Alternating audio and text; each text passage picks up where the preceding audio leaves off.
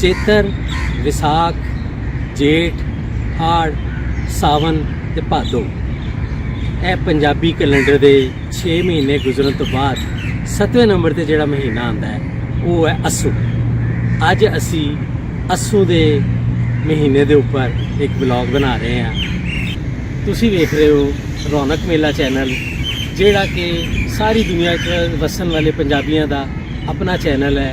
और मैं हाँ मसूद, तुहाडा होस्ट, जोड़ा नवे नवे टॉपिक्स के उत्ते तुहाडे वास्ते व्लॉग्स बनांदा और तुहाडी खिदमत पेश करदा। अस्सू महीना जोड़ा है सावन के खत्म होने का, यानी मूनसून बारिशों का जोड़ा रेनी सीजन है वो ख़त्म होने का, और ऑटम यानी खिज़ां पतझड़ का स्टार्ट है। इस महीने दे विच रातां जिहड़ियां ने वो आहिस्ता आहिस्ता ठंडियां होनियां शुरू हो जांदियां ने और दिन जिहड़े ने वो आहिस्ता आहिस्ता कंफर्टेबल होने शुरू हो जाते हैं।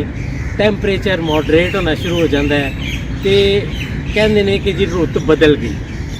इस मौसम दे विच, इस अस्सू के महीने दे विच सुबह सुबह तुसी पार्क्स दे विच वॉक करने वास्ते जाओ तो तुहानू बड़ा अच्छा, बड़ा फ्रैश फील जिहड़ी है वो होएगी। और रात नू भी अगर तुसी बाहर सौंदे आती हो या तुसी बाहर वैसे वॉक वास्ते जाते हो, अपनी टैरस पर बैठते हो तो तुहानू मौसम बड़ा कंफर्टेबल लगता है। हवा दे विच जिहड़ी ह्यूमिडिटी है वो घट जाती है और उसदी वजह करके बारिशां भी घट जांदियां ने और मौसम जिहड़ा एक बड़ा प्लेजेंट हो जाता है। अस्सू महीना स्टार्ट होंदा है जी 15 सितंबर तो, और 30 दिनों का महीना है जिहड़ा कि 14 अक्तूबर नूं जाके 30 दिन पूरे करके ते ख़त्म हो जाता है। यानी अद्धा महीना सितंबर का ते अद्धा महीना अक्तूबर का। यह अस्सू का 30 दिन का महीना। और इहदे विच चूँकि पतझड़ स्टार्ट हो जाता है तो दरख्त जिहड़े ने उन्हां दे पत्ते जिहड़े ने अपने रंग बदलना शुरू कर देंदे ने। रुत जिहड़ी है वो बेहतर हो जाती है। रातां हौली हौली ठंडियां होनियां शुरू हो जांदियां ने। दिन वेले भी जिहड़ा टैंपरेचर है वो बेहतर हो जाता है। हवा दे विच नमी जिहड़ी है, मॉइस्चर या ह्यूमिडिटी वो घटन की वजह करके बारिशां भी घट जांदियां ने। और मूनसून का जिहड़ा पूरा एक सीजन हुंदा है जिहड़ा कि सावन भादो च चल रहा हुंदा है ਉਹਦਾ एंड हो जाता है। इस अस्सू महीने की एक होर बड़ी खूबी है कि जेड़े नॉर्थ साइड के उत्ते, नॉर्थ पोल के जेड़े बर्फानी इलाके ने रशिया के और जेड़े साइबेरिया के मैदान ने, उत्थे दी जेड़ी वाइल्ड लाइफ और उत्थे दे जेड़े बर्ड्स ने वो उत्थे चूँकि सर्दी शुरू हो जाती है लिहाजा वो माइग्रेट करके ते पंजाब की साइड वाल आ जाते हैं।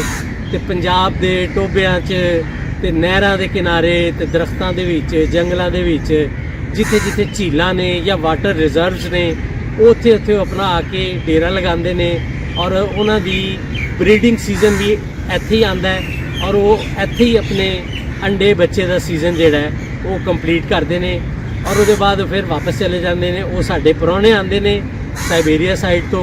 कुछ लोग उन्होंने शिकार भी करते हैं जिहड़ा कि बड़ा जुल्म करते हैं। शिकार बिल्कुल नहीं करना चाहिए। वो साडे परौने ने, वो आते हैं तो सानूं चाहिए असीं उन्हां नूं अच्छा इत्थे माहौल दईए ताकि वो इत्थे अपना टाइम गुजार के ते वापस चले जाए। जिवें कि तुसीं जानते हो कि साडा जिहड़ा चैनल है यह सारी दुनिया च वसन वाले पंजाबियों वास्ते खास तौर पर इसलिए असीं बनाने हैं कि जिहड़े लोग दूसरे देशों च जाके वस गए ने, इंग्लैंड, अमरीका, कैनेडा, आस्ट्रेलिया, यूरोप ते होर दूसरी थावां दे उत्ते वो अपने बच्चों और अपनी आने वाली जिहड़ी जनरेशन जिहड़ियां उत्थे पैदा होईयां ने, उत्थे ही जम्मे ने, उत्थे ही स्कूलों च पढ़दे ने, उन्हां नूं पता लगदा रहे कि साडियां जिहड़ियां जड़ां ने वो कित्थे ने और साडा जिहड़ा कल्चर है, साडे जिहड़े पंजाब दे बारे च इन्फॉर्मेशन है वो उन्हां तक पहुँचती रहे। यह असी पंजाबी महीनों के पूरे कैलेंडर का हर महीने का एक अलग अलग ब्लॉग बना के ते असी अपलोड करांगे और उसकी एक असी पूरी प्ले लिस्ट बना लीती हुई है ਔਰ ਪੂਰੇ ਪੰਜਾਬੀ ਕੈਲੰਡਰ ਦੀ ਇੱਕ ਪੂਰੀ ਕੰਪਰੀਹੈਂਸਿਵ ਵੀਡੀਓ ਵੀ ਅਸੀਂ ਬਣਾਈ ਹੋਈ ਹੈ ਤਾਂ ਕਿ ਤੁਸੀਂ ਪਹਿਲੇ ਉਹ ਵੀਡੀਓ ਦੇਖ ਲਵੋ, ਉਹਦੇ ਬਾਅਦ ਫਿਰ ਇਹ ਵੀਡੀਓਜ਼ ਵੀ 1 ਬਾਈ 1 ਕਰਕੇ ਦੇਖਦੇ ਰਹੋ। ਅੱਜ ਪਹਿਲੀ ਤਾਰੀਖ ਹੈ, ਅੱਜ 15 ਸਤੰਬਰ ਹੈ ਤੇ ਅੱਜ ਪਹਿਲੀ ਤਾਰੀਖ ਹੈ ਅੱਸੂ ਦੀ।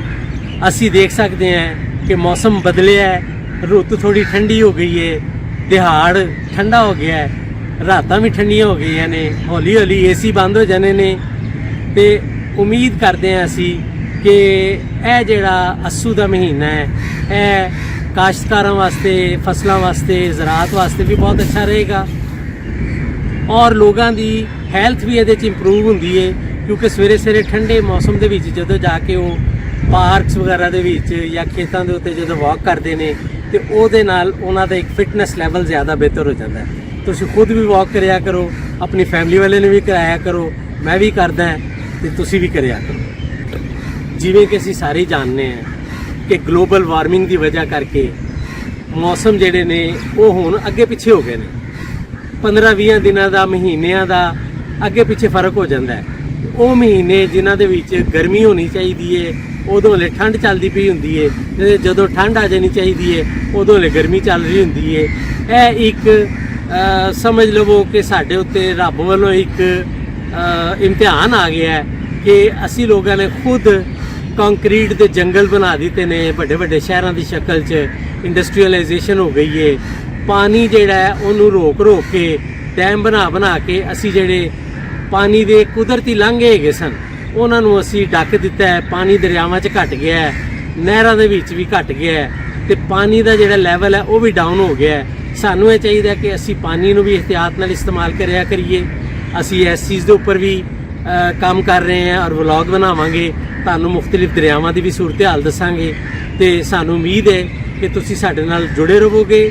ਨਾ ਸਿਰਫ ਜੁੜੇ ਰਹੋਗੇ ਬਲਕਿ ਸਾਡੇ ਇਸ ਚੈਨਲ ਨੂੰ ਤੁਸੀਂ ਪ੍ਰਮੋਟ ਕਰੋਗੇ ਆਪਣੇ ਦੋਸਤਾਂ ਦੇ ਰਾਹੀਂ ਤਾਂ ਕਿ ਸਾਡਾ ਜਿਹੜਾ ਇਹ ਮੈਸੇਜ ਹੈ ਕਿ ਤਾਂ ਕਿ ਜਿਹਦੇ ਵਿੱਚ ਅਸੀਂ ਇਹ ਚਾਹੁੰਦੇ ਹਾਂ ਕਿ ਪੰਜਾਬ ਔਰ ਪੰਜਾਬੀ ਲੈਂਗੁਏਜ ਵੀ ਤੇ ਪੰਜਾਬ ਦੀ ਧਰਤੀ ਵੀ ਉਹਦੇ ਬਾਰੇ ਵਿੱਚ ਇੱਕ ਬੜਾ ਪੋਜ਼ਿਟਿਵ ਮੈਸੇਜ ਪੂਰੀ ਦੁਨੀਆ ਤੇ ਜਾਵੇ। ਤੁਸੀਂ ਭਾਵੇਂ ਚੜ੍ਹਦੇ ਪੰਜਾਬ 'ਚ ਰਹਿੰਦੇ ਹੋ, ਭਾਵੇਂ ਲਹਿੰਦੇ ਪੰਜਾਬ 'ਚ ਰਹਿੰਦੇ ਹੋ, ਸਾਡੀ ਮਾਂ ਬੋਲੀ ਇੱਕੋ ਹੀ ਹੈ।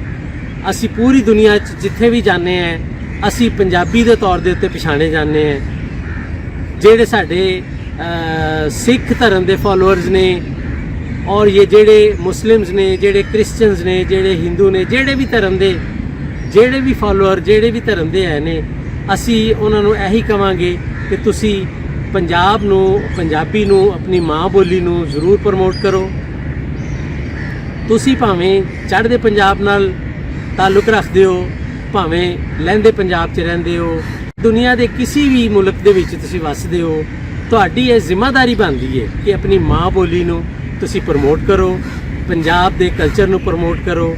ਅਸੀਂ ਐਸੇ ਮਿਸ਼ਨ ਨੂੰ ਲੈ ਕੇ ਕੰਮ ਕਰਦੇ ਪਏ ਹਾਂ ਔਰ ਸਾਨੂੰ ਯਕੀਨ ਹੈ ਕਿ ਤੁਸੀਂ ਸਾਡੇ ਚੈਨਲ ਰੌਣਕ ਮੇਲਾ ਨੂੰ ਸਬਸਕ੍ਰਾਈਬ ਵੀ ਕਰੋਗੇ ਔਰ ਇਹਨੂੰ ਪ੍ਰਮੋਟ ਵੀ ਕਰੋਗੇ, ਸ਼ੇਅਰ ਵੀ ਕਰੋਗੇ ਤਾਂ ਕਿ ਤੁਹਾਨੂੰ ਆਉਣ ਵਾਲੀ ਵੀਡੀਓਜ਼ ਦੇ ਵਿੱਚ ਵੀ ਮਜ਼ੀਦ ਇਨਫੋਰਮੇਸ਼ਨ ਔਰ ਮਜ਼ੀਦ ਰਿਸਰਚ ਬੇਸਡ ਚੀਜ਼ਾਂ ਜਿਹੜੀਆਂ ਨੇ ਉਹ ਮਿਲਦੀਆਂ ਰਹਿਣ। ਸਾਡੇ ਨਾਲ ਜੁੜੇ ਰਹੋ। ਆਪਣਾ ਬਹੁਤ ਖਿਆਲ ਰੱਖਣਾ, ਆਪਣੇ ਆਂਢ ਗੁਆਂਢ ਵਾਲਿਆਂ ਦਾ ਖਿਆਲ ਰੱਖਣਾ, ਆਪਣੇ ਭੈਣਾਂ ਭਰਾਵਾਂ ਦਾ ਖਿਆਲ ਰੱਖਣਾ, ਵੱਡਿਆਂ ਛੋਟਿਆਂ ਦਾ ਸਭ ਦਾ ਖਿਆਲ ਰੱਖਣਾ। ਤੁਹਾਨੂੰ ਸਾਰਿਆਂ ਨੂੰ ਮੇਰਾ ਸਲਾਮ ਤੇ ਰੱਬ ਰੱਖਾ।